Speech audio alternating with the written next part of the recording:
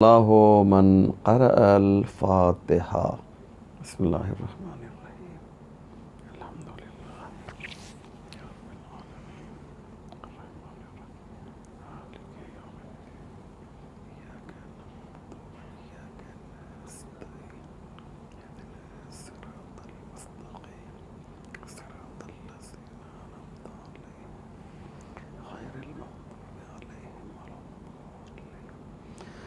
لا حول ولا قوة الا باللہ العلی العظیم حسبنا اللہ ونعم الوکیل نعم المولا ونعم النصیر اعوذ باللہ من الشیطان اللعین الرجیم بسم اللہ الرحمن الرحیم الحمد للہ رب العالمین والصلاة والسلام والتحیۃ والاکرام علی سید الانبیاء والمرسلین مولانا ابی القاسم محمد اللہم صلی اللہ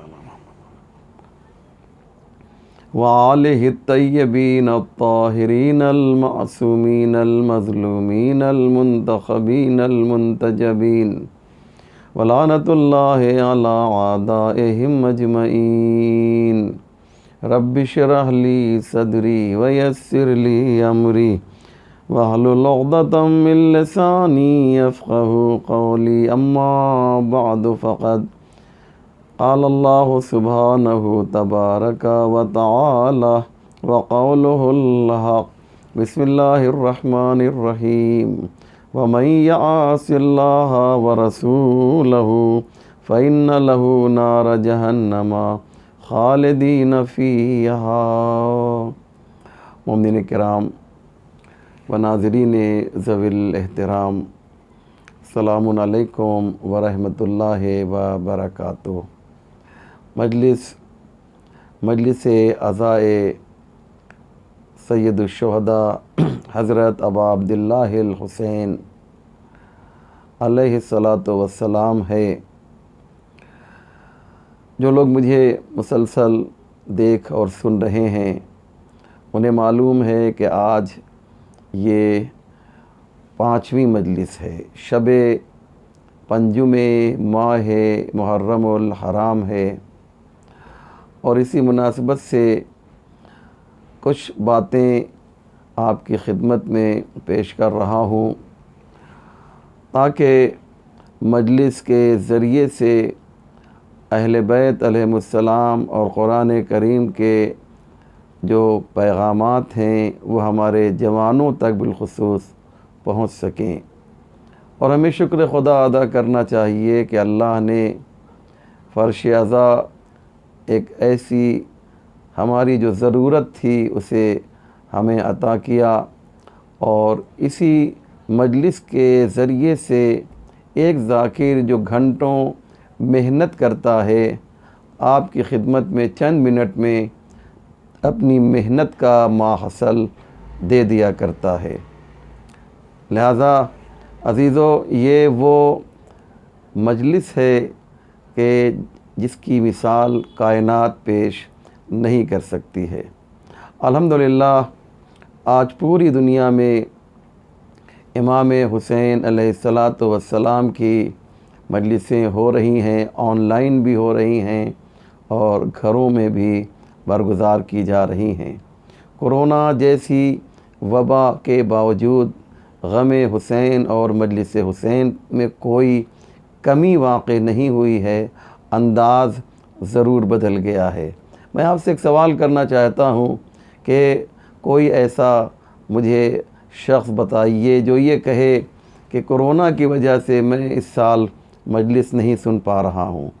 ظاہر سی بات ہے وہ الگ ایک رونق ہوا کرتی ہے کہ جب آپ اور ہم امام بارگاہوں میں مجلس پڑھتے اور سنتے ہیں، لیکن مجلس بہرحال آن لائن ہی صحیح ہمیں سننے کو مل رہی ہے۔ یہ مجلس اور جتنی مجلسیں بھی ہو رہی ہیں، میں تمام مومنین سے یہ گزارش کروں گا کہ ان کے پاس جو بھی جس خطیب اور جس ذاکر کی لنک پہنچے اسے وہ کم سے کم 50-100 لوگوں تک فارورڈ کریں، شیئر کریں، تاکہ آپ کے ذریعے سے اگر آپ نے 150 لوگوں کو یہ مجلس سینڈ کی اور 10-15 لوگوں نے سن لیا تو اس کا ثواب کیا ہے نہ ہم سمجھ سکتے ہیں نہ آپ سمجھ سکتے ہیں، کیونکہ نالج کو پھیلانا، اسپریڈ آف نالج، یہ دین مبین اسلام نے اس کی بہت زیادہ تاکید کی ہے اور اس کا بہت زیادہ ثواب ہے۔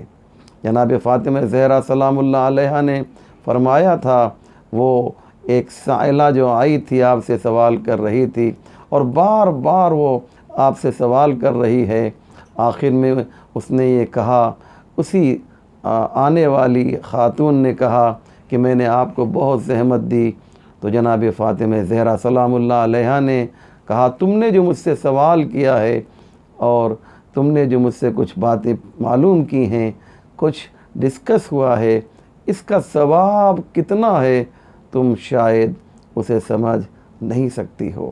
یعنی کیا مقصد، وہ آنے والی وہ خاتون جو آئی ہے جناب فاطمہ زہرا سے سوال کر رہی ہے اور وہ یہ بتا رہی ہیں کہ اس کا ثواب کتنا زیادہ ہے کہ تم اسے تصور بھی نہیں کر سکتی ہو۔ لہذا یاد رکھیے گا عزیزو کہ ہمارا اصل مقصد یہ ہونا چاہیے اس مجلس اعزا سے کہ ہم پیغام اہل بیت کو نشر کر سکیں۔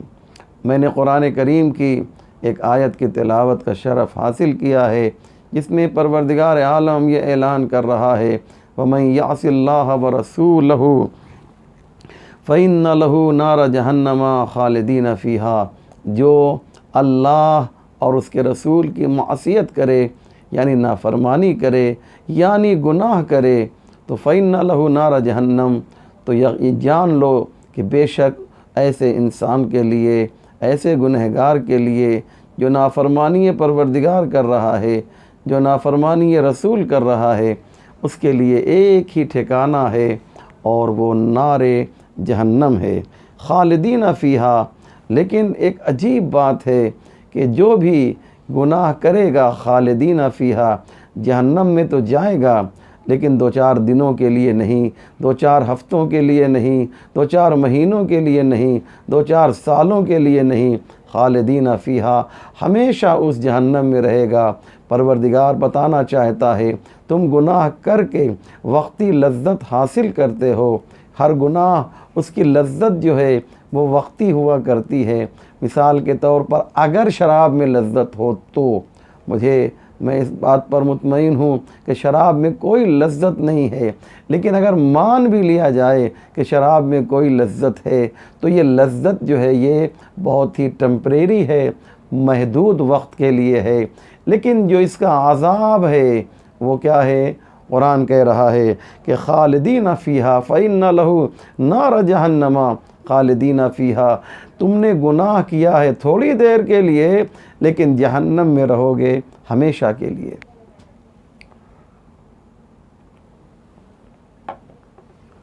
جہنم میں رہو گے ہمیشہ کے لیے۔ گناہ وقتی ہے، گناہ میں جو وقت خرچ ہوتا ہے، جو اس سے لذت حاصل ہوتی ہے وہ بہت ہی وقتی ہے۔ لہذا عزیزو یاد رکھیے گا گناہ کیا ہے۔ آج میرا موضوع اور میرا ٹاپک یہی ہے کہ ہم یہ بتا سکیں کہ گناہ کیا چیز ہے۔ انشاءاللہ یہ جو مختصر سا وقت مجھے دیا گیا ہے اس میں آج اسی بات کے اوپر گفتگو کی جائے گی۔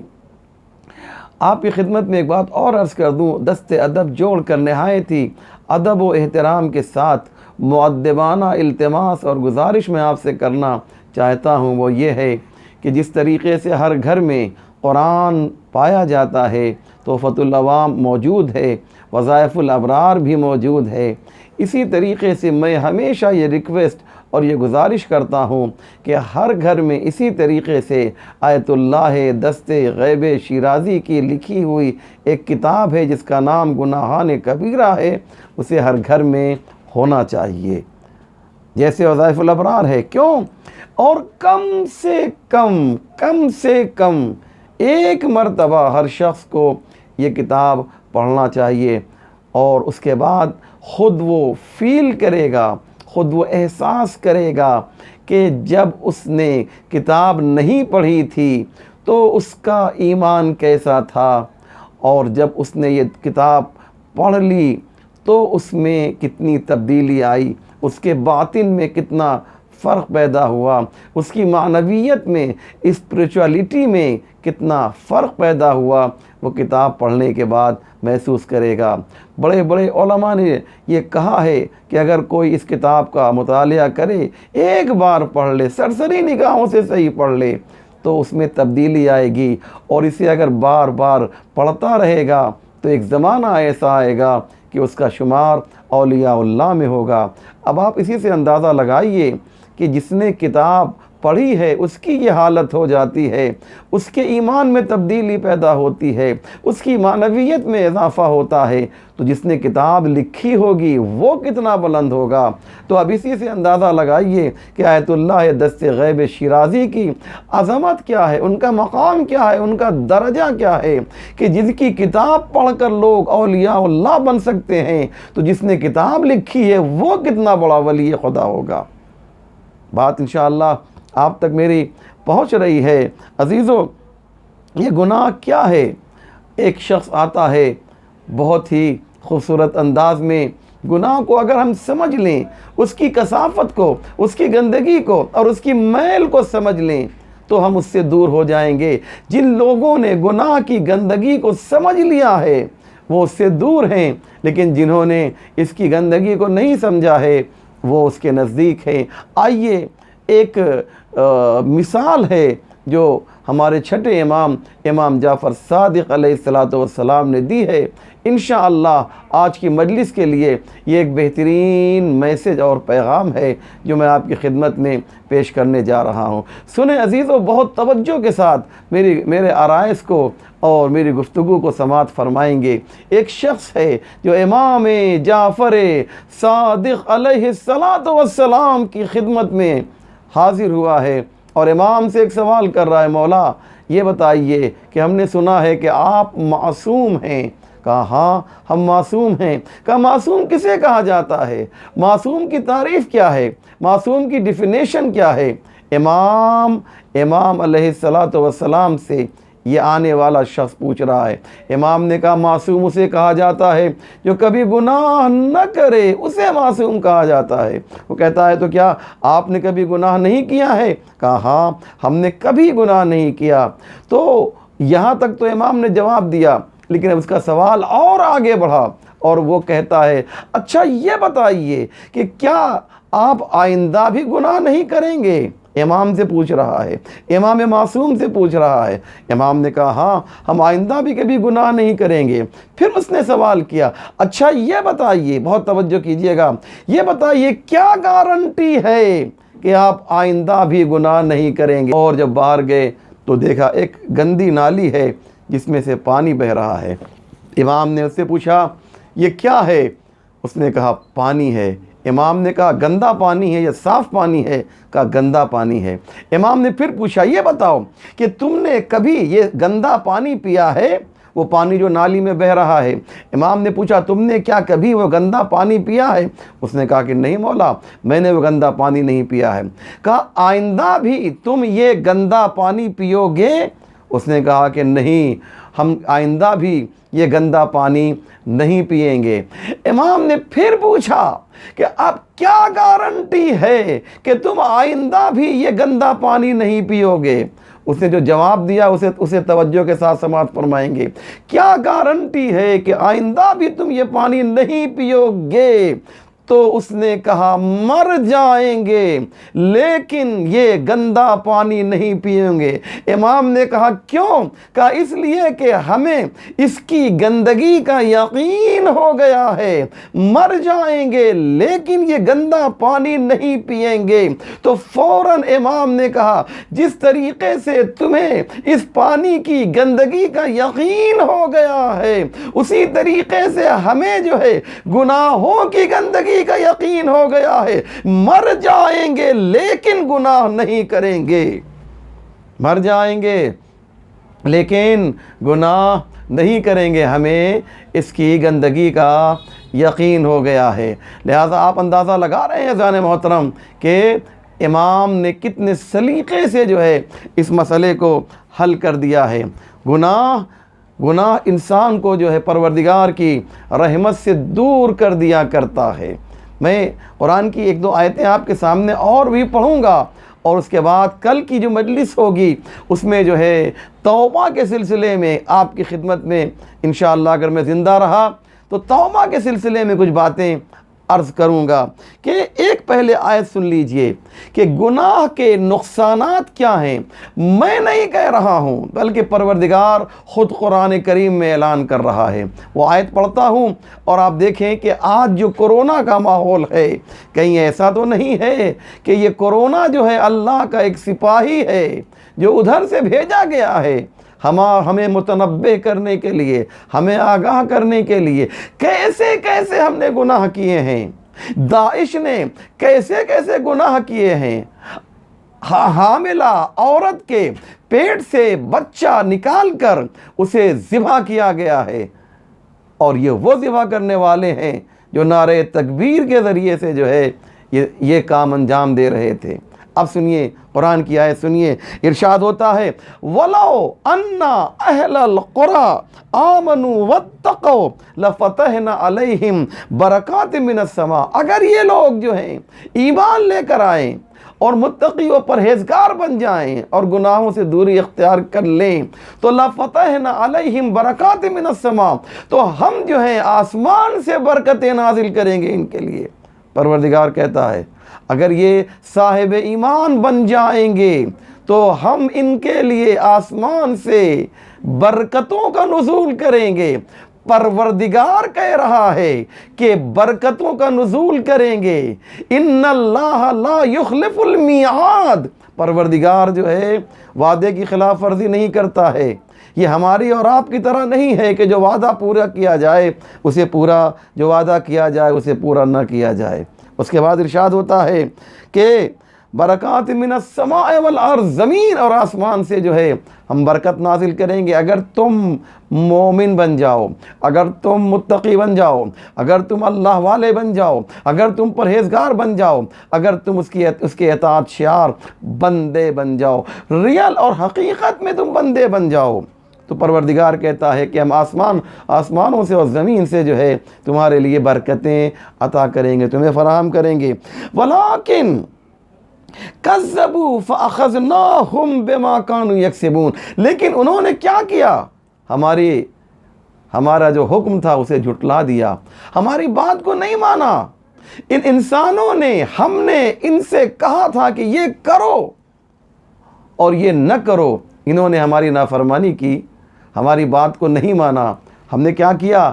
ہم نے اس کے جواب میں کیا کیا؟ پروردگار کہتا ہے کہ ہم نے انہیں عذاب میں مبتلا کر دیا، ایک مخصوص عذاب نازل کیا۔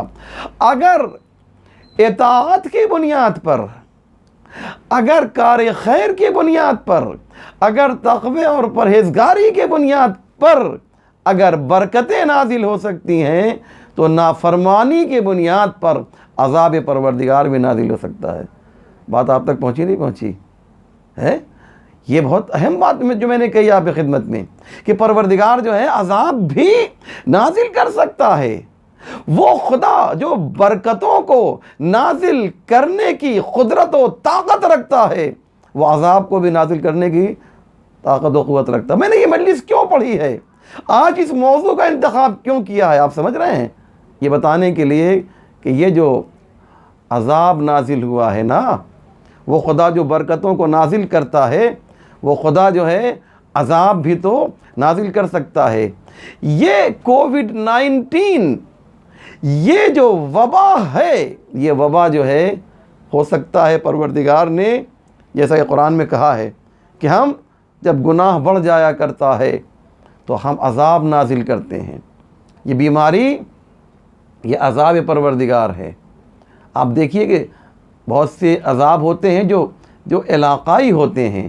مثلا ایک علاقے میں فرض کیجئے زلزلہ آ رہا ہے، ایک علاقے میں فرض کیجئے شدید آندھی آ رہی ہے، لیکن یہ وہ عذاب ہے جو آفاقی ہے، یونیورسل ہے، پوری دنیا میں یہ عذاب جو ہے ایک وقت میں پایا جا رہا ہے۔ ہر علاقہ، ہر ملک، ہر علاقہ جو ہے اس سے افیکٹڈ ہے، متاثر ہے۔ کیوں؟ اس لیے کہ بندہ جو ہے وہ اگر کچھ کرتا بھی ہے تو علاقائی ہوتا، جنگیں جیسے ہے، جیسے ایٹم بم گرایا امریکہ نے ناگاساکی اور ہیروشیما پر، یہ بھی ایک طرح کا چھوٹا موٹا عذاب ہے، اللہ والا عذاب نہیں ہے، لیکن ایک محدود علاقے میں لوگوں کا نقصان ہوا۔ لیکن پروردگار جب اپنی رسی کو جو ہے کھینچ لیتا ہے تو وہ پوری دنیا میں اس کا اثر ظاہر ہوتا ہے۔ آج کورونا یہی ہے۔ اب اس کا علاج کیا ہے؟ انشاءاللہ کل کی مجلس میں اس کا علاج آپ کی خدمت میں پیش کیا جائے گا۔ لیکن عزیزو، گناہ ایک ایسی بیماری ہے کہ اگر یہ مختصر بھی ہو تو کبھی کبھی بہت زیادہ ہو جایا کرتی ہے۔ اس کو میں ذرا سا مکمل کر لوں۔ یہ لوگ یہ نہ سوچیں کہ صاحب ہم نے تو بہت ہی زیادہ گناہ نہیں کیا، مختصر گناہ ہے۔ کبھی کبھی چھوٹا گناہ جو ہے ہمارے لیے بہت زیادہ مصیبتوں کو لے کر آتا ہے۔ ایک روایت پیش کرتا ہوں، اور میں نے جس کتاب کا نام لیا، آیت اللہ دست غیب شیرازی کی کتاب گناہ کبیرہ، اسی سے یہ واقعہ پڑھ رہا ہوں۔ اور جب آپ اس کتاب کو کھولیں گے نا تو یہیں سے اتفاق سے یہ جو میں روایت پڑھنے جا رہا ہوں، یہ روایت اسی کتاب میں ہے، اور یہیں سے اس کتاب کا تقریباً آغاز ہو رہا ہے۔ سنیں، پیغمبر مسجد نبی میں ہیں، توجہ کر رہے ہیں نا عزیزو، پیغمبر اسلام مسجد نبی میں ہیں، اور ایک آپ نے خطبہ ارشاد فرمایا، اور فرمایا من قال سبحان اللہ غرس اللہ لہ شجرۃ فی الجنہ، فقام رجل من قریش وقال انا لنا شجرۃ کثیرۃ فی الجنہ، فقال وإیاکم ان ترسلوا الی نیرانا فتحرقوها۔ کیا کہا پیغمبر نے؟ پیغمبر نے کہا کہ اگر کوئی ایک مرتبہ سبحان اللہ کہتا ہے تو غرس اللہ لہ شجرۃ فی الجنہ، اگر کسی نے ایک مرتبہ سبحان اللہ کہا تو اللہ جنت میں اس کے لیے ایک درخت تیار کر دیتا ہے۔ ٹھیک ہے؟ فقام رجل من قریش، ایک شخص قریش سے اٹھا اور اس نے کہا یا رسول اللہ، اگر ایسا ہے تو انا لنا شجرۃ کثیرۃ فی الجنہ، اگر ایسا ہے تب تو ہمارے لیے جنت میں بہت سے درخت تیار ہو گئے۔ توجہ ہے نا، بہت سے باغات تیار ہو گئے۔ انداز بتا رہا ہے کہ یہ شخص پیغمبر کی شان میں گستاخی کرنا چاہتا ہے۔ اس کے دل میں کیا مجھے نہیں معلوم، لیکن فی الحال جو عبارت ہے، جو اس کا انداز ہے، جو اس کے پوچھنے کا طریقہ ہے، اور پیغمبر کا جواب بھی اسی اعتبار سے ہے۔ سنیں، جواب سنیں گے تو انشاءاللہ آپ کو لطف آئے گا۔ کیا خوبصورت پیغمبر نے جواب دیا۔ اس نے کہا کہ اگر ایسا ہے کہ ایک مرتبہ سبحان اللہ کہنے سے جنت میں ایک درخت تیار ہو جائے گا تو انا لنا شجرۃ کثیرۃ فی الجنہ، جنت میں تو ہمارے بہت سے باغ تیار ہو جائیں گے، کیونکہ ہم ہر روز کتنی بار سبحان اللہ کہتے ہیں۔ پیغمبر نے جواب دیا وَإِيَّاكُمْ أَن تُرْسِلُوا إِلَيْهَا نِيرَانًا فَتُحْرِقُوهَا، ٹھیک کہتے ہو کہ تم تو ہر روز اتنی مرتبہ سبحان اللہ کہتے ہو تو تمہارے تو بہت سے درخت تیار ہو گئے ہوں گے، لیکن وَإِيَّاكُمْ، سنو، کہیں ایسا نہ ہو کہ تمہارے گناہ کی ایک چنگاری جو ہے تمام درختوں کو جلا کر خاک کر دے۔ اس لیے عزیزوں، گناہ کیا کرتا ہے؟ کبھی کبھی گناہ کیا کرتا ہے؟ ہماری اچھائیوں کو کھا جاتا ہے، ہماری نیکیوں کو کھا جاتا ہے۔ اس لیے ضروری یہ ہے کہ جو ہم کما رہے ہیں اسے سیو بھی کرنا سیکھیں۔ کسی نے بڑی اچھی بات کہی کہ نماز پڑھنا آسان ہے، نماز کا بچانا بہت مشکل ہے۔ عمل خیر کرنا آسان ہے، اس کا بچانا بہت مشکل ہے۔ کبھی کبھی کیا ہوتا ہے کہ ہم بہت سے عمل خیر کرتے ہیں، لیکن شو آف کی بنیاد پر، دکھاوے کی بنیاد پر، ریاکاری کی بنیاد پر ہم اسے ختم کر دیتے ہیں۔ جیسے ایک لاوبالی انسان مثلاً اس کی بڑی اچھی نوکری لگ گئی اور وہ مثلاً فرض کیجئے کہ 1 لاکھ 2 لاکھ روپیہ کما رہا ہے، یہ اچھی بات ہے، لیکن چونکہ یہ لاوبالی انسان ہے، مثلاً خدا نخواستہ شراب پیتا ہے اور بہت سے گناہوں میں ملوث ہے، تو کماتا 2 لاکھ ہے اور سارا پیسہ انہی عیاشیوں میں ختم کر دیتا ہے۔ تو کمانا ضرور تھا، لیکن اس سے بڑا کمال یہ ہے کہ اس کو بچایا جائے۔ نیکیوں کا حاصل کرنا یہ کمال ہے، لیکن اس کا بچانا اس سے زیادہ اہم ہے عزیزو۔ نیکیوں کو بچانا جو ہے جی اس سے زیادہ اہمیت رکھتا ہے۔ اس لیے ہمیں بہت زیادہ مایوس نہیں ہونا چاہیے اور بہت زیادہ خوش نہیں ہونا چاہیے۔ کیا مقصد؟ ایک روایت سن لیجئے، اسی ذیل میں ایک روایت انشاءاللہ، ایک بات، ایک میسج اس روایت کے ذریعے سے آپ تک پہنچانا چاہتا ہوں۔ ایک بہت بڑی شخصیت ہے، ایک بہت زبردست اللہ والا ہے، جس کا نام ہے حکیم، جی بولیے، نام ذہن میں آیا؟ حکیم میں نے کہا تو حکیم، جی بولیے آپ، لقمان۔ حکیم لقمان بہت ہی بڑی شخصیت ہیں۔ ان کے بارے میں بعض لوگوں کا خیال ہے کہ یہ نبی بھی ہیں، جبکہ میں نے جو تحقیق کی ہے اس کے اعتبار سے یہ نبی تو نہیں ہیں، لیکن اتنے بلند انسان ہیں، ان کی اتنی بڑی شخصیت ہے کہ ان کے جو الفاظ ہیں پروردگار نے اسے قرآن کی نورانی آیتوں کا حصہ بنا دیا۔ آپ نے آسانی سے اس بات کو لے لیا۔ یعنی کیا؟ یعنی جو آپ نے نصیحتیں کی تھیں قرآن میں، ان کی نصیحتیں بھی موجود ہیں۔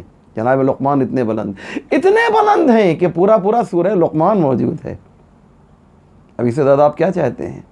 نہ نبی ہیں، نہ معصوم ہیں، لیکن انہوں نے اپنی نصیحتوں کے ذریعے سے اتنا بڑا کام کیا کہ اللہ کو ان کے ارشادات و فرامین اتنے پسند آئے کہ اللہ نے اسے قرآن کی آیتوں کا حصہ بنا دیا۔ لہذا یہ کیا کہتے ہیں جناب حکیم لقمان؟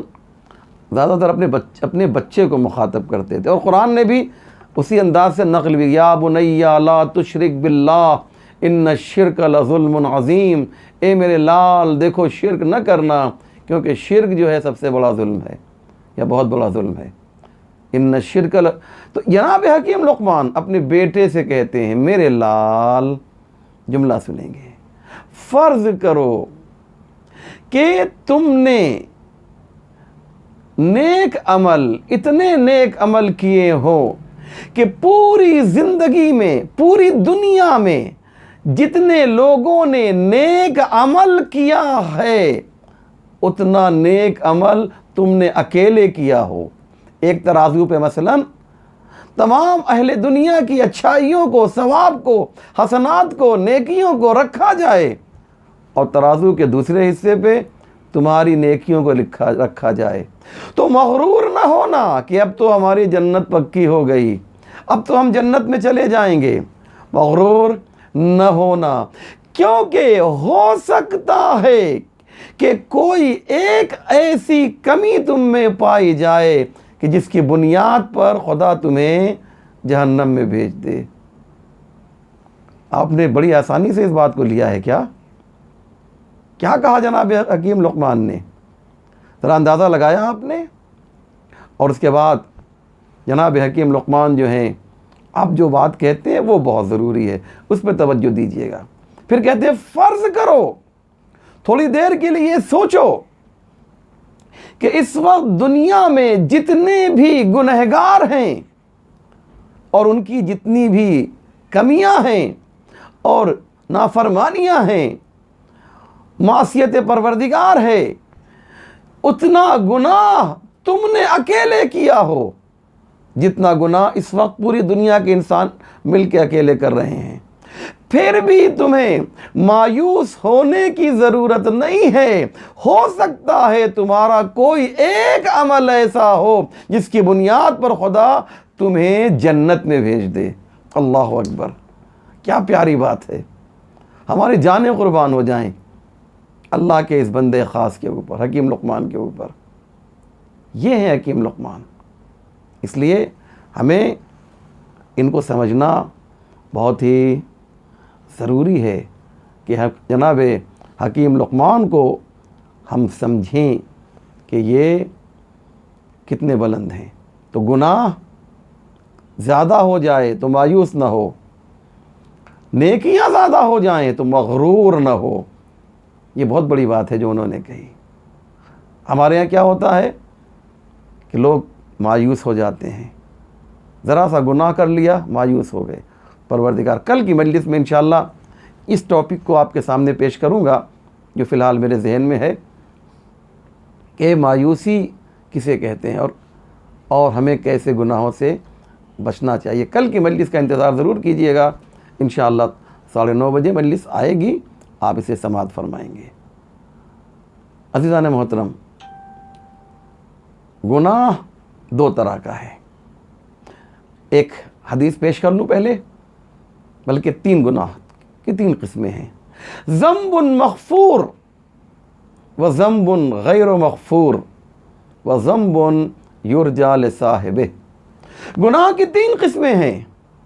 ایک گناہ وہ ہے جو بخش دیا جائے گا، دوسرا گناہ وہ ہے جو بخشا نہیں جائے گا، تیسرا گناہ وہ ہے جس میں بخشنے کے امکانات اور چانسز ہیں۔ وہ گناہ جو بالکل بخشا نہیں جائے گا وہ کیا ہے؟ وہ شرک باللہ ہے، شرک کو پروردگار معاف نہیں کرے گا۔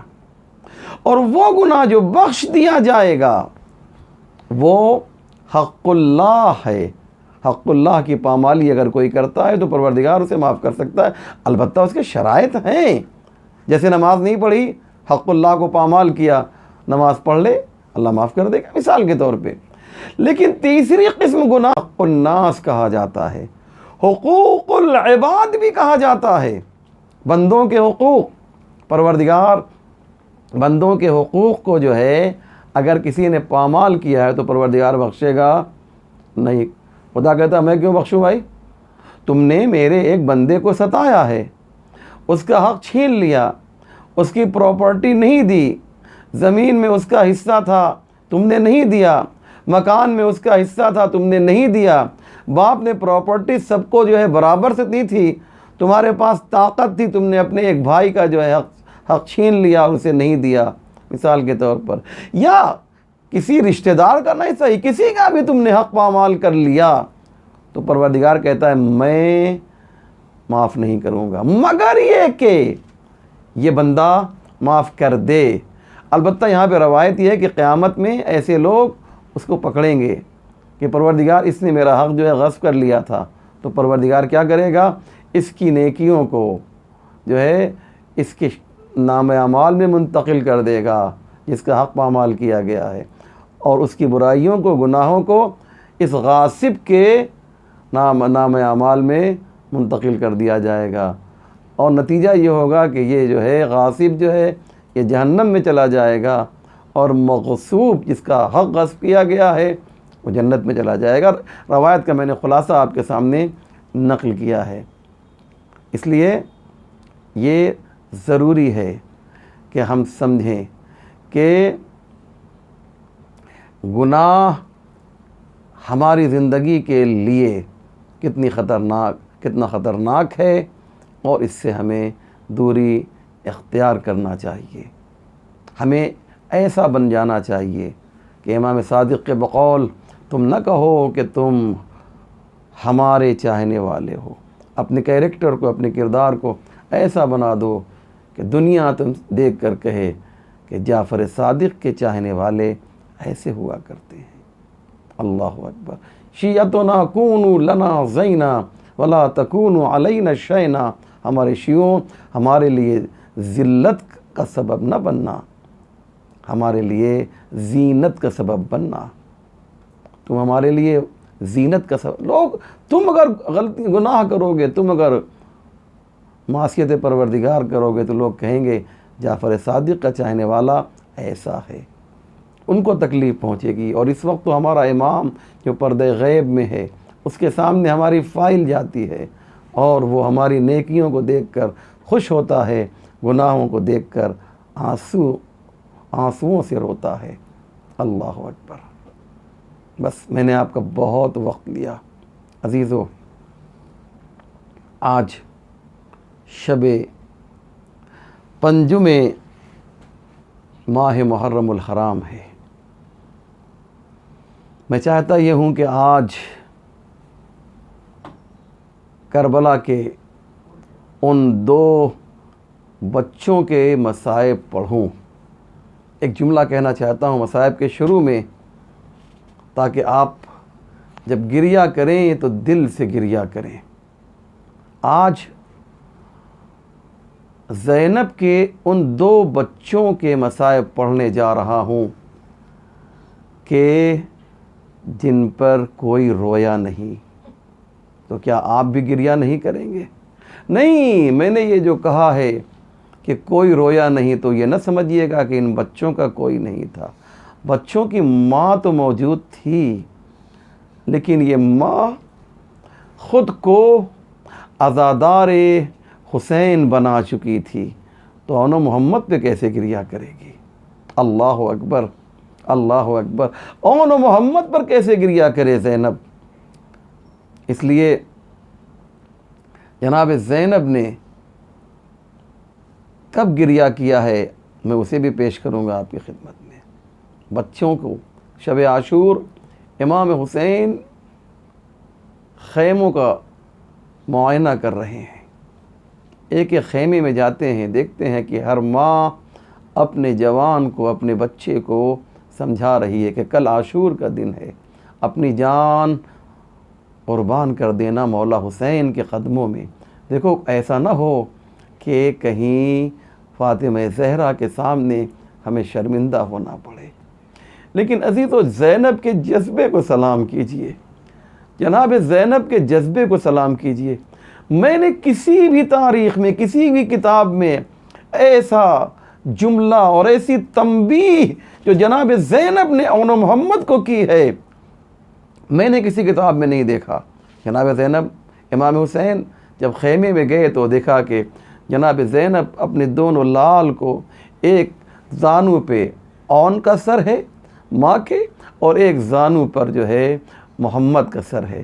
اور جب حسین داخل ہوئے تو حسین نے کیا سنا کہ جناب زینب کہہ رہی ہیں دیکھو میرے لال، کل جو ہے قربانی کا دن ہے، کل عاشور کا دن ہے، تمہیں قربانی پیش کرنا ہے. دیکھو اس طریقے سے جنگ کرنا کہ لوگ کہیں کہ یہ ابو طالب کے پوتے ہیں. اللہ اکبر. یہ جعفر طیار کے جو ہیں پوتے ہیں. اللہ اکبر.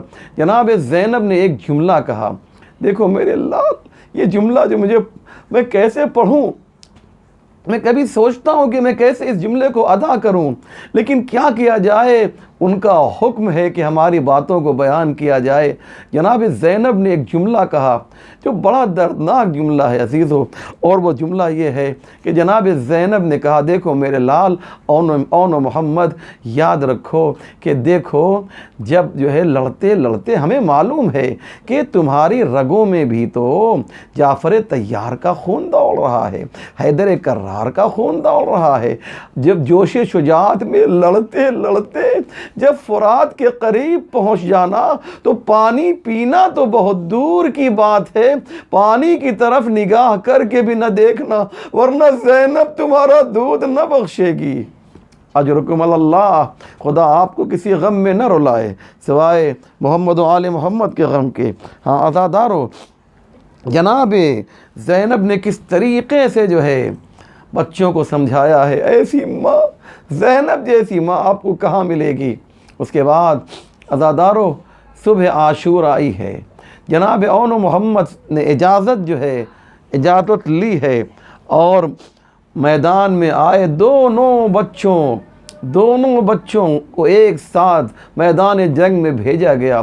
مجھے تمام واقعات نقل نہیں کرنے ہیں عزیزوں، تمام باتیں آپ کی خدمت میں نہیں نقل نہیں کرنی ہے، صرف اتنا نقل کرنا ہے، اتنا عرض کرنا ہے عزیزوں کہ جب اون و محمد مقتل میں گئے ہیں تو ایک طرف سے عباس ہیں، ایک طرف سے علی اکبر ہیں، ایک طرف سے حسین ہیں، اور دونوں بچے جب مقتل میں گئے ہیں تو تاریخی جنگ کی ہے اون و محمد نے، اور ایسی جنگ کی عزیزوں، ایسی جنگ کی ہے کہ وہ لوگ، وہ دشمن جو ہیں وہ سمجھ گئے کہ بنی ہاشم کے جب بچے ایسے ہیں تو ابھی تو علی اکبر آنے والے ہیں، ابھی تو عباس آنے والے ہیں، جب یہ آئیں گے تو ہماری کیا حالت ہوگی۔ اجرکم اللہ، ایک خوف پیدا ہو گیا تھا اون و محمد کی جنگ کی وجہ سے دشمنوں کے درمیان۔ اس لیے ایک مرتبہ پسر سعد نے دیکھا کہیں ایسا نہ ہو کہ یہ خوف بہت زیادہ طاری ہو جائے، لہذا کہا اکیلے اکیلے ان سے جنگ نہ کرو، انہیں چاروں طرف سے مل کر انہیں گھیر لو۔ عزیزو، جناب اون و محمد نے جنگ کی، لیکن لڑتے لڑتے دونوں بچے شہید ہو گئے۔ اب میں ایک جملہ کہنا چاہتا ہوں، حسین آگے بڑھے، عباس آگے بڑھے، ایک کو عباس نے اٹھایا، ایک جنازے کو حسین نے اٹھایا، جناب زینب کے خیمے کے قریب رکھ دیا اور فضا سے کہا جاؤ زینب سے کہہ دو، بڑی تمنا تھی نا کہ اون و محمد جو ہیں شہید ہو کر آئیں، جاؤ زینب سے کہہ دو کہ آ کر بچوں کا دیدار کر لیں، ماں سے کہہ دو کہ بچوں کا دیدار کر لیں۔ لیکن عزادارو جانتے ہیں زینب جو ہیں بچوں کا دیدار کرنے کے لیے نہیں آئیں، بلکہ فضا سے کہا اے فضا مجھے جانماز دے دو، مجھے مصلی دے دو۔ زینب نے جانماز کو بچھایا، 2 رکعت نماز پڑھی، نماز پڑھنے کے بعد اپنے ہاتھوں کو بلند کیا، آواز دی اے میرے پروردگار، زینب کے پاس اس کے علاوہ کچھ نہیں تھا جو تیری بارگاہ میں پیش کرتی، یہ قربانی زینب ہے، اسے قبول کر لے۔ وَسَيَعْلَمُ الَّذِينَ ظَلَمُوا أَيَّ مُنْقَلَبٍ يَنْقَلِبُونَ إِنَّا لِلَّهِ وَإِنَّا إِلَيْهِ رَاجِعُونَ۔ رضا بقضائه وتسلیما لأمره، اللهم بحق محمد وأنت المحمود، وبحق علی وأنت العالی، وبحق فاطمة وأنت فاطر السماوات والأرض، وبحق الحسن وأنت المحسن، وبحق الحسین وأنت قدیم الإحسان، وبحق الأئمة التسعة الطاہرین من ذریة الحسین علیہم السلام۔ یا اللہ تجھے واسطہ ہے محمد و آل محمد کا پروردگار، ہمارے اس مختصر مگر اہم اعمال کو قبول فرما، جو پریشان حال ہیں ان کی پریشانیوں کو دور فرما، جو بیمار ہیں انہیں شفا عنایت فرما، ہمارے امام کے ظہور میں تعجیل فرما، ہم سب کو ان کے اعوان و انصار میں شمار فرما۔